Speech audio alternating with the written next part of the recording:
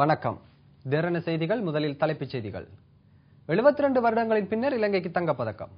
சரத் பொன்சேகா மேன்முறையீட்டு நீதிமன்றில் மனு. பேராதனை பல்கலைக்கழக மாணவர்களின் சத்தியாகிரகம் தொடர்கிறது. தொடர்வன விரிவான செய்திகள். இந்தியாவில் நடைபெற்று வரும் பொதுநலவாய போட்டிகளில் இலங்கைக்கு முதலாவது தங்கப்பதக்கம் கிடைத்துள்ளது. இலங்கை சார்பில் 56 கிலோகிராம் எடைப்பிரிவு குத்துச்சண்டை போட்டியில் பங்கு பெற்றிய வீரர் மஞ்சுள வன்னியராச்சி இலங்கைக்கு தங்கப்பதக்கத்தை பெற்றுக் கொடுத்துள்ளார். 56 கிலோகிராம் எடைப்பிரிவு குத்துச்சண்டை இறுதிப் போட்டியில் இலங்கை வீரர் மஞ்சுள வன்னியராச்சி வேல்ஸ் நாட்டின் சீன் மெக் கோல் கிரீக்குடன் மோதியிருந்தார். பொதுநலவாய போட்டிகளில் 56 கிலோகிராம் எடைப்பிரிவு குத்துச்சண்டை பிரிவில் 72 வருடங்களின் பின்னர் இலங்கைக்கு பெற்ற முதலாவது தங்கப்பதக்கம் இதுவாகும். இதற்கு பின்னர் 1938ஆம் ஆண்டு சிட்னியில் இடம்பெற்ற பொதுநலவாய போட்டிகளில் இலங்கை 56 கிலோகிராம் இடைப்பிரிவு குத்துச்சண்டை பிரிவில் தங்கப்பதக்கம் வென்றிருந்தது. அதன் பின்னர் 1950ஆம் ஆண்டு வெள்ளி மற்றும் வெண்கல பதக்கங்களை இலங்கை வென்றிருந்தமை குறிப்பிடத்தக்கதாகும். இந்த நிலையில் இலங்கைக்கு முதலாவது தங்கப்பதக்கத்தை பெற்றுக் கொடுத்த மஞ்சுள வன்னியராட்சிக்கு ஜனாதிபதி மஹிந்த ராஜபக்ச தனது வாழ்த்துக்களை தெரிவித்துள்ளார். பாரிய முதலீடுகளை மேற்கொள்ளும் முகமாக அமெரிக்க வர்த்தக முதலீட்டு குழுவினர் யாழ் குடாநாட்டிற்கு விஜயம் செய்திருந்தனர். முதலீடுகளை மேற்கொள்வது தொடர்பில் இவர்கள் ஆராய்ந்துள்ளனர். 30 பேர் அடங்கிய அமெரிக்க வர்த்தக முதலீட்டு தூதுக்குழுவினர் நேற்று முன்தினம் இலங்கை வந்தடைந்த நிலையில் நேற்று காலை விமானம் மூலம் பலாலியை சென்றடைந்தனர். இவர்களை யாழ் அரசாங்க அதிபர் இமெல்டா சுகுமார் பலாலி விமான நிலையத்தில் வைத்து வரவேற்றார்.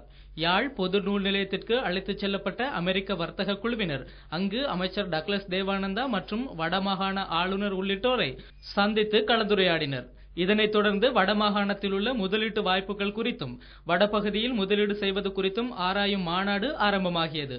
இந்த நிகழ்வில் பாராளுமன்ற குழுக்களின் பிரதித் தலைவர் முருகேசு சந்திரகுமார், அமெரிக்காவில் உள்ள இலங்கை தூதரகத்தின் வர்த்தக பொறுப்பாளர் நிமல் கருணாதிலக, யாழ் வர்த்தக சம்மேளன தலைவர் பூரணச்சந்திரன், யாழ் வர்த்தக சங்க தலைவர் ஜனகுமார் உட்பட பலரும் கலந்து கொண்டனர். In my lifetime, I never thought that we would ever get opportunity to come to the northern province and have this type of gathering. Much of what has happened has not been very positive. We are entering a new and I'm convinced a happier chapter in the history of job. 18 வயதடையும் இளைஞர் தனியாக நின்று செயற்படக்கூடிய நிலைமை ஏற்படுத்த வேண்டும் என பாராளுமன்ற உறுப்பினர் சஜித் பிரேமதாச தெரிவித்துள்ளார்.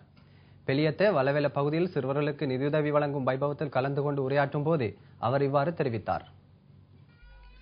ஜனசுவைய வேலை திட்டத்தின் கீழ் இந்த நிதியுதவி வழங்கப்பட்டது. குறித்த பிரதேசத்தில் தெரிவு செய்யப்பட்ட 144 சிறுவர்களுக்கு தலா 1000 ரூபாய் வீதமும் பாடசாலை உபகரணங்களும் வழங்கி வைக்கப்பட்டன.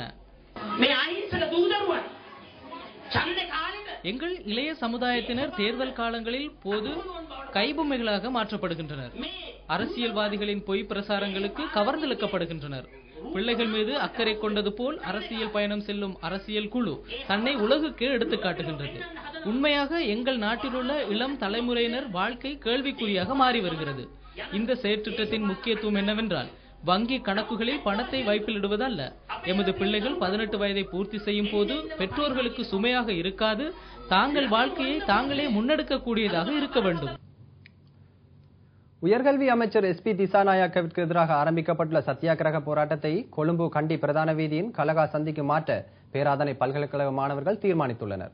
ஜூலை மாதம் 12ஆம் தேதி பேராதனை பல்கலைக்கழக வளாகத்திற்கு வந்த உயர்கல்வி அமைச்சரை அங்கு வரவிடாமல் தடுத்த 4 மாணவர்கள் சிறை வைக்கப்பட்டுள்ளமையை கண்டித்து இந்த சத்தியாகிரக போராட்டம் முன்னெடுக்கப்பட்டு வருகின்றன.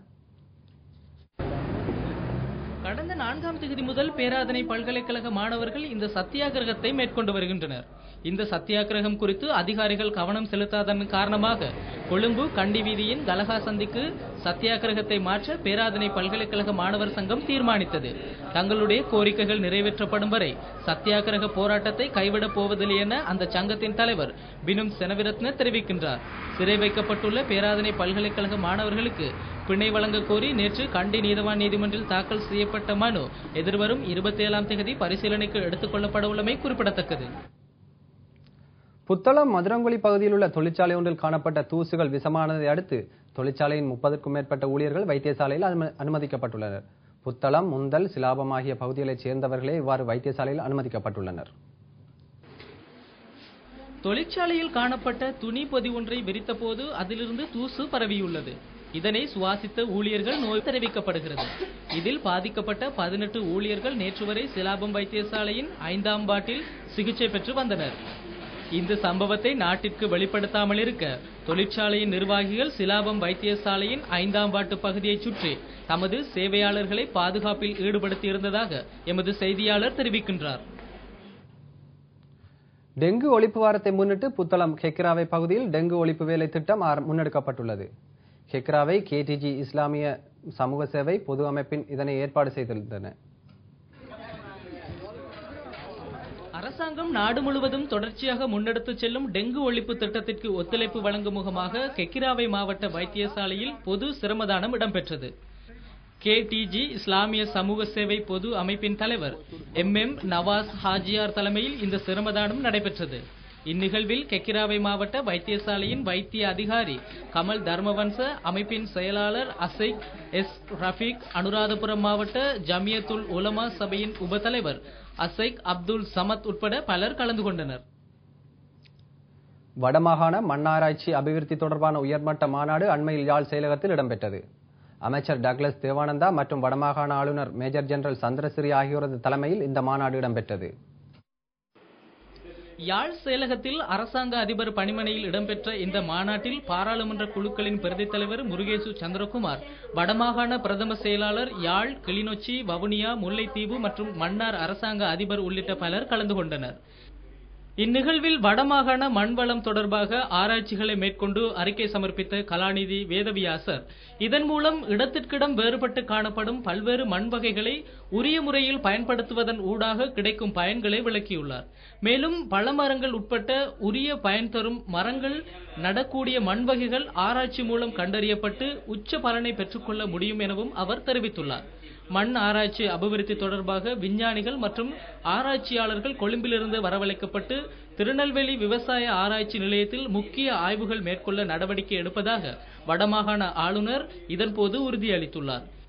இந்த மாநாட்டில் மென்பானம் ஒன்றை அறிமுகப்படுத்தி வைத்த அமைச்சர் டக்ளஸ் தேவானந்தா, நீரிழிவு நோய் கொண்டவர்களுக்கு ஏற்ற வகையில் சீனி தன்மையற்ற மென்பானங்களை தயாரிப்பது குறித்தும் விரைவில் நடவடிக்கை எடுக்கப்படும் என குறிப்பிட்டார். இனி மீண்டும் தலைப்புச் செய்திகள். 72 வருடங்களின் பின்னர் இலங்கைக்கு தங்கப்பதக்கம். சரத் பொன்சேகா மேன்முறையீட்டு நீதிமன்றில் மனு. பேராதனை பல்கலைக்கழக மாணவர்களின் சத்தியாகிரகம் தொடர்கிறது. இத்துடன் எமது செய்திகள் நிறைவு பெறுகின்றன. வணக்கம்.